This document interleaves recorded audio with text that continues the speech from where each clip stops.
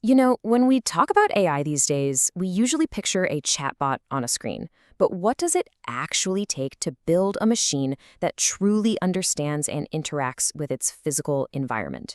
A machine that can see, feel, and hear the messy, unpredictable world around it. Welcome to this explainer. Today, we're stepping right into the shoes of robotics engineers. We're going to evaluate the complex, absolutely fascinating hardware systems that make embodied intelligence possible. We are breaking down the blueprint for physical AI.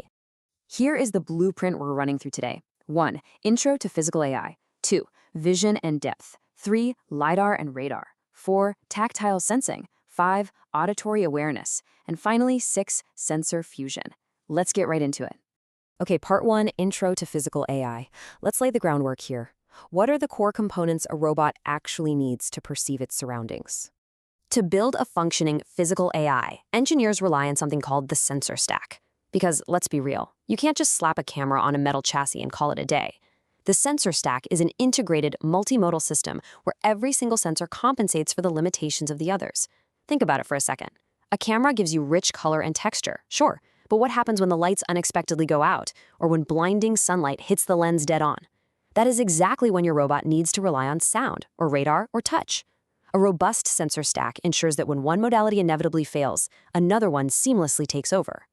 Moving right along to Section 2, Vision and Depth Perception. Let's evaluate our first major design choice, stereoscopic RGB cameras. So stereoscopic cameras act basically like human eyes, using slightly offset lenses to give us depth. But picking one introduces a classic engineering tension, compute power versus range. Take a camera like the Luxonis OAKD Pro. The beautiful thing about this one is that it performs all its AI computations directly on board. It's lightweight, it doesn't drag down your robot's main processor, but its accurate range is definitely on the limited side. Contrast that with something like the Stereolab ZED. It boasts a massive range of up to 20 meters, which is incredible. But the catch? It requires the host robot to carry a heavy, power-hungry external CUDA GPU just to process that depth data. As an engineer, you have to choose. Do you prioritize an agile, lightweight setup, or do you desperately need that deep, long-range perception? Let's ground this in a specific application, like tabletop robotics. Say you're building a robotic arm specifically to sort items on a conveyor belt. Based on extensive testing, the Intel RealSense D435 is absolutely a top-tier choice for this. Why? It's all about its short stereo baseline. It operates flawlessly at close distances, keeping its perception error under 1 centimeter at distances up to 1 meter.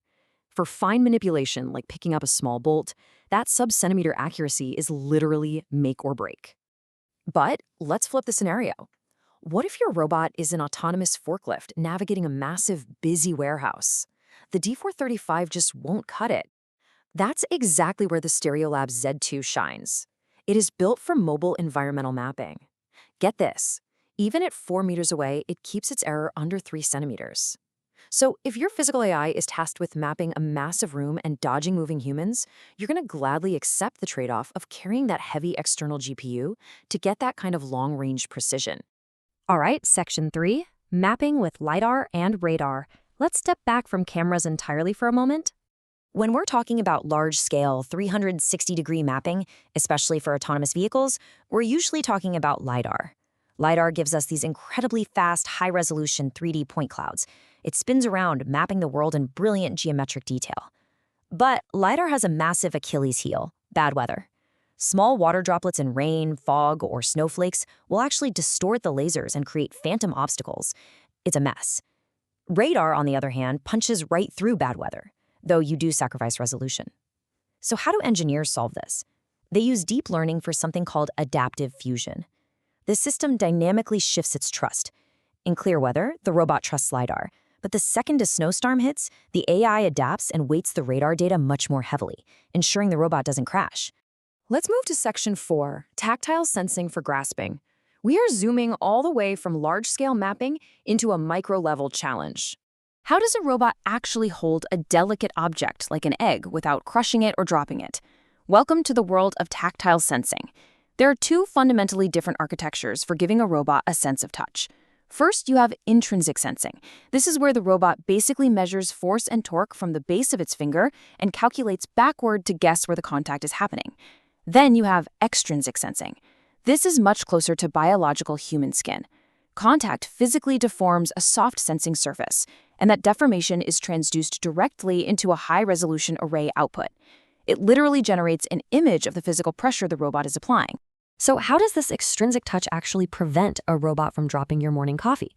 It follows a really elegant pipeline. First, the object makes contact, deforming that soft robotic skin. Second, the sensor reads both the normal deformations, so pushing straight in, and the shear deformations, pulling side to side. That shear force, that's the terrifying feeling of something starting to slip. Finally, the robot's internal models instantly update, autonomously adjusting the fingertip force to stabilize the grip. And right now, engineers are using deep reinforcement learning in simulations to master these exact pipelines. It is causing an absolute explosion in robotic dexterity. Okay, Section 5, Auditory Awareness and SSL. We've covered sight, spatial mapping, and touch. What about a sense that operates completely beyond the line of sight? Imagine a rescue robot navigating a collapsed building. It's pitch black and a concrete wall is blocking its camera. What does it do?